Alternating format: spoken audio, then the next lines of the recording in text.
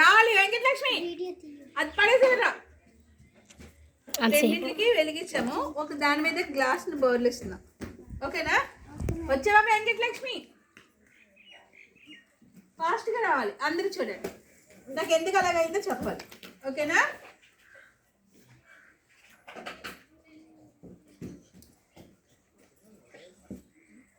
ఆరిపోయింది.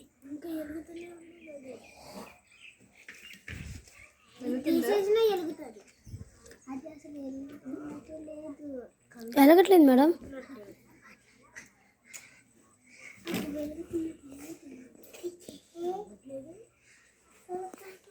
వెలుగుతుందా?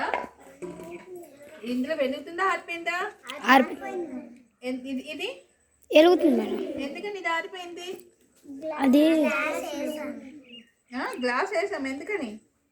అది గ్లాస్ వేసాం కాబట్టి ఆరిపోయిందా, లేకపోతే ఇంకేమన్నా కారణం ఉందా? గ్లాస్ తగిలాడు. దీనికి ఏం లేదు, గాలి. అంటే మండడానికి ఏది కావాలి?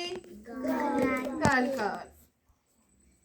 అంటే ఏదైనా మంట మండడం కోసం దానికి గాలి కావాలి. మనం పొయ్యి ఆరిపోయింది అనుకోండి, ఏం చేస్తాం? ఊదుతాం. అంటే ఏం ఊదుతున్నాం?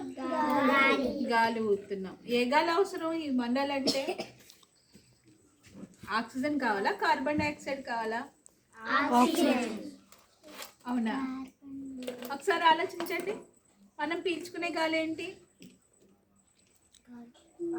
మొత్తం గాలి పీల్చుకుంటాం. అందులో మనకు అవసరమైన గాలి ఏంటి? మనం బ్రతకాలంటే ఏ వాయువు కావాలి? ఆక్సిజన్ కావాలి.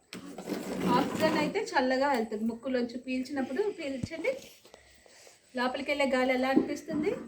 చల్లగా ఉంది కదా. వదలండి గాలి. మళ్ళీ మనం గాలి వదులుతాం కదా, అది ముక్కు దగ్గర వేలు పెట్టుకుని ఆ గాలి ఎలా ఉంది చూడండి.